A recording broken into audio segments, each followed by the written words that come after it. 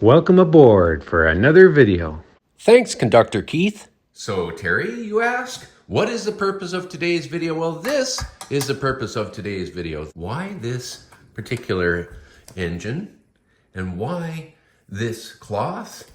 What's this all about, Terry? So my brother-in-law Eric and I went down to Alexandria here in far eastern Ontario and attended their community garage sale. Now, by community garage sale, it wasn't all one location.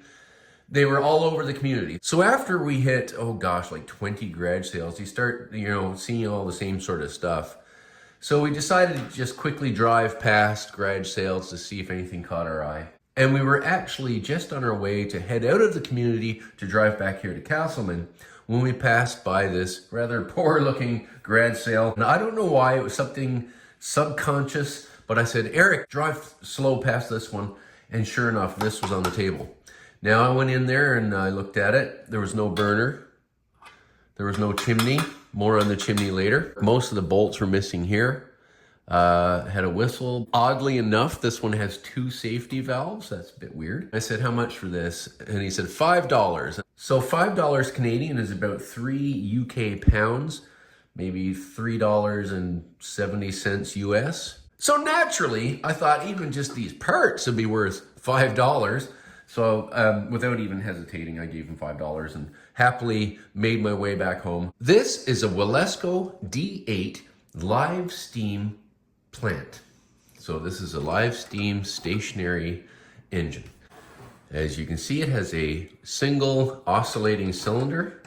Very, very simple. Now the first thing I did was light it up. As you'll see later in this video, I have some spare little burners that I use methylated spirits with. So I buy this whole big container for about $6, $7 Canadian of methyl hydrate, which is meths, which is the alcohol you can't drink without killing yourself. Wood alcohol is what it was traditionally known as. Methylated spirits. Lock de-icer. If you live in a cold place and you buy a little container of lock de-icer for like the same price as all of this, it's really just this. Get yourself a cheap syringe from a drugstore. Buy a thing like that and there's your lock de-icer and save yourself a ton of money. This stuff, of course, is highly flammable, so I do transfer small amounts, no more than that, into a jar like this to use when I'm running my engines, and this just gets stored away safely. And just as a safety notice, whenever you're running anything with methylated spirits, especially indoors, whether it's a stationary engine or a railway locomotive, make sure you have a wet towel. Just have a little bucket or some sort of container with a wet towel. And if something goes wrong and a little fire spreads, just keep calm, lay the towel over it. It will all go out instantly. I've only ever had that happen once, and it was, perfectly successful. I also have a fire extinguisher, etc.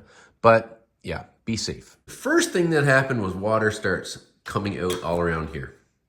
And I couldn't quite determine where because so much was coming out. So I'd already put this hodgepodge here to bolt it all together. But then I took it all apart. It was wet in there on the outside of the seal. So I figured there's leaking through here for sure. So I took Teflon tape and I strung it like the Teflon plumber's tape.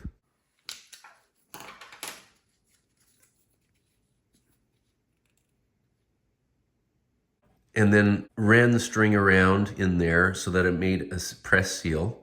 But then I took some tape, halved it, and wrapped it around the outside of the glass. As you can see, it's not a very tidy job. Put it back together, reheated it, less water coming out, but coming out everywhere still. So I discovered that this whole assembly piece right here was partly separated from the boiler.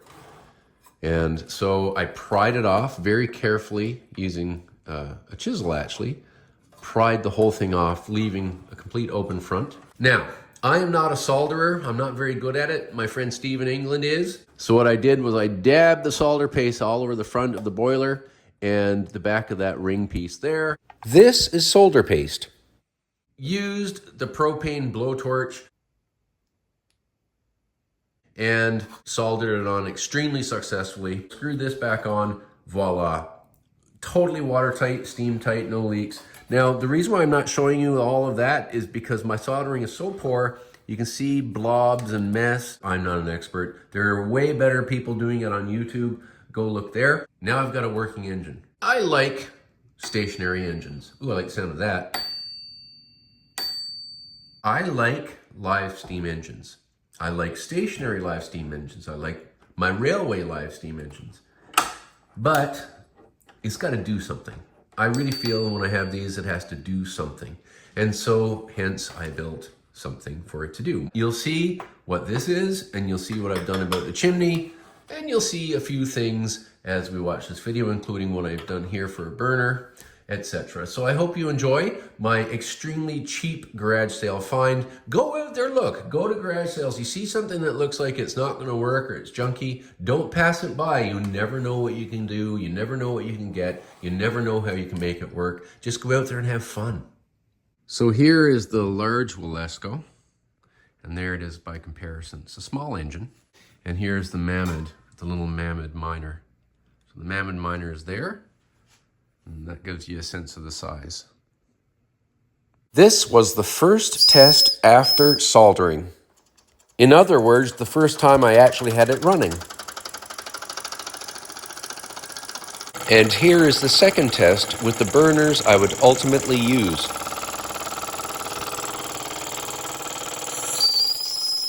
So these are from an old hot air Stirling engine that I have. And what I've done is I've put ceramic wick down in there, which is better than the sort of felt stuff that used to be in there before. And I cut the hole here big enough to put the two of these in there, and that fires the engine just perfect. As a further note on these burners, I've seen burners about this size, a little smaller, a little bigger, made of metal or glass, for sale for heating potpourri or fondue or all kinds of things. And so, you know, you're not limited to what you can get in the live steam market. I'm just going to slowly fill these up. All right.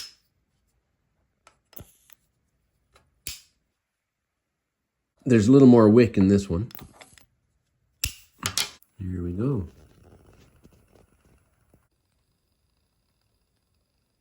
I already smeared that inside, a few drops in first and in that groove with a very heavy, this is 600 and something weight steam oil that Michael Franklin gave me. And this is light machine oil, so I just dabbed some light machine oil on all the moving working bits, and of course some steam oil. I put some steam oil down in there as well, and I think we're good to go. Things seem to be progressing along in there quite well. All right.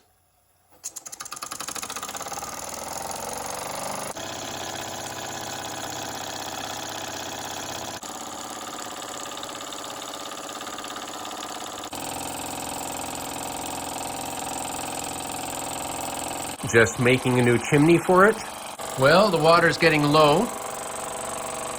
So, you know, pretty good run. I'm going to turn it off now and add my new chimney piece. Taking those out was a simple matter of reaching in and grabbing the lip and just pulling them out. It was really easy. So a little adjustment of these. And this is a nice solid press fit. It's on tight. There you go. Now it looks a lot more proper. Right? My workshop's got all the tools out now. But there you go. Pretty good.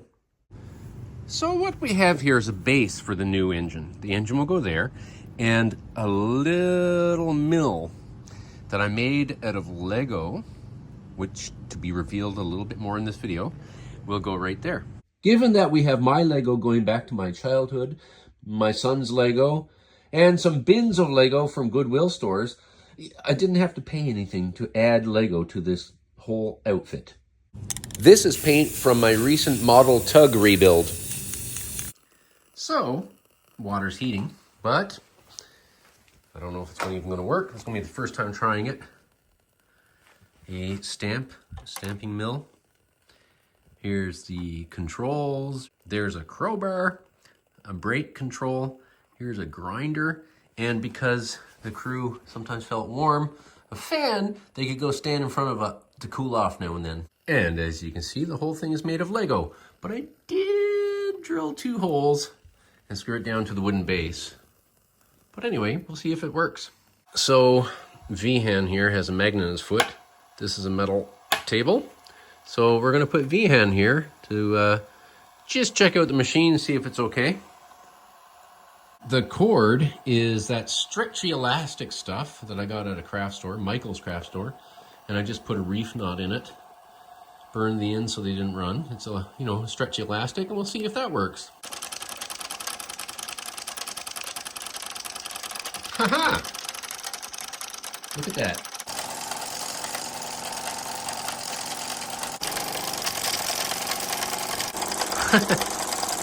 That propeller, when I'm looking at the face of my phone here, looks like it's a standing propeller, but it's really spinning quite fast.